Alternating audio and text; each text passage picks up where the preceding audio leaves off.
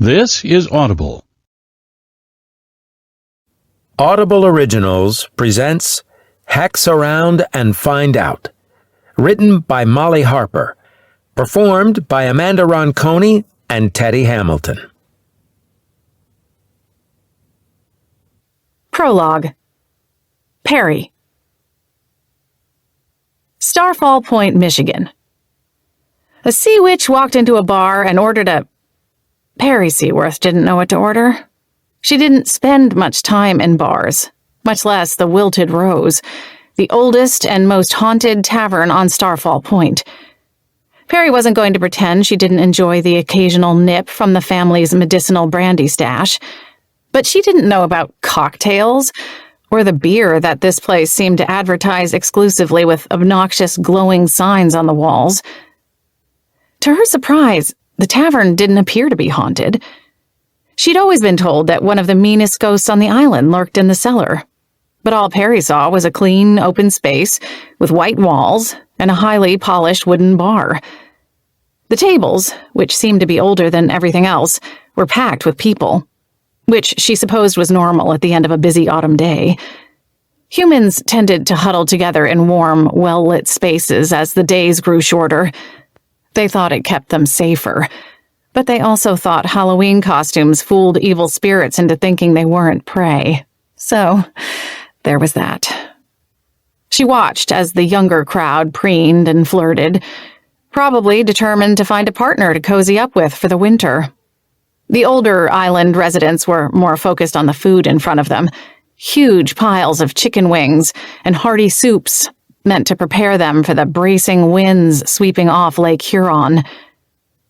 Moonshadow Cove, Perry's home waters on the other side of the island, were far more sheltered, closed in by the rock formations that protected the family from spying eyes, as much as enchantments cast by the original Seaworths hundreds of years ago. Perry dragged her spoon listlessly through rich chicken broth. It was a luxury, eating food she hadn't prepared herself. Until recently, the Seaworth sisters didn't travel into town beyond Perry's quarterly supply trips for powdered eggs, powdered milk, canned goods, and the like.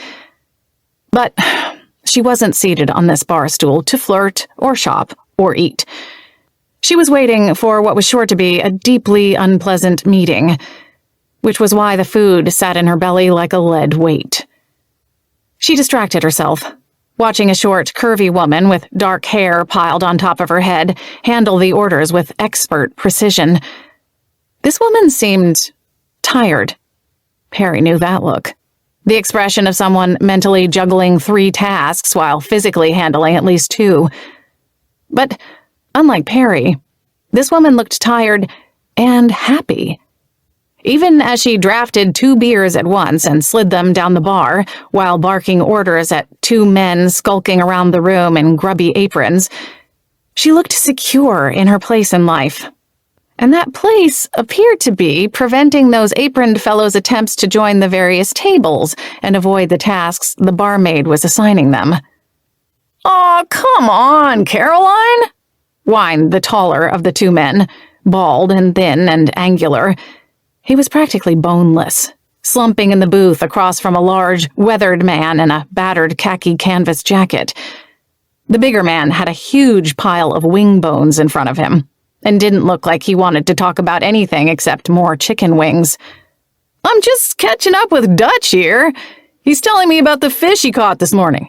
"Which won't get the dirty dishes off Janet's table, Will," Caroline replied, giving him a stern look. Will tried to resort to sad baby seal eyes, a tactic that Linny had perfected over the years as the youngest Seaworth.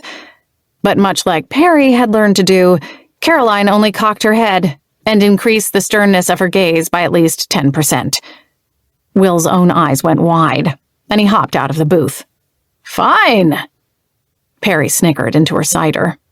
She knew the pointed glare of an eldest sibling when she saw one.